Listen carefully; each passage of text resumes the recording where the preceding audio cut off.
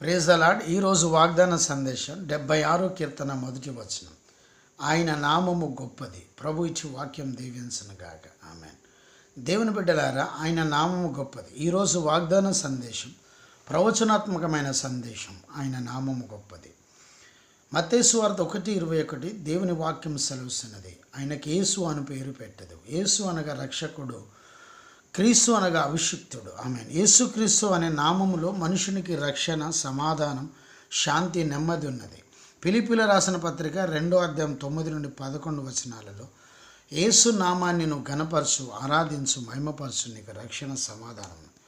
యోహాను సువార్త 17:3 వచనం, ఆయన నామము నిత్యజీవమును నీకు కలగజేసింది. 113 కీర్తన 2 వచనం, అపోస్తుల కార్యం 10:43, యోహాను సువార్త 14:13-14 వచనం, నా నామంలో నువ్వు ఏదడిగినా నేను చేస్తానని ప్రభు మాట్లాడుచున్నాను. అపోస్తుల కార్యం 9:21, 2 తెస్సలోనియులకు రాసిన పత్రిక 3:6 ప్రకారం యేసు నామములో విజయము, సంతోషం, సమాధానం కలుగుతుంది. గొప్ప పరిచర్య చేస్తారు. యేసు నామంలో విడుదల, స్వస్థత. ఆయన నామము గొప్పది. ప్రభు ఇచ్చి వాక్యం దీవించునుగాక. ఆమేన్. ప్రార్థన.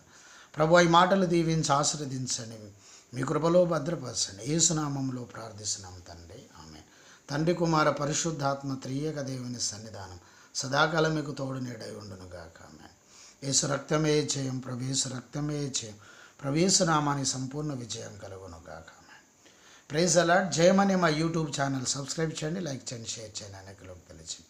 ప్రభు మిమ్మల్ని దీవించునుగాక. ఆమేన్. Praise the Lord. God bless you. Amen.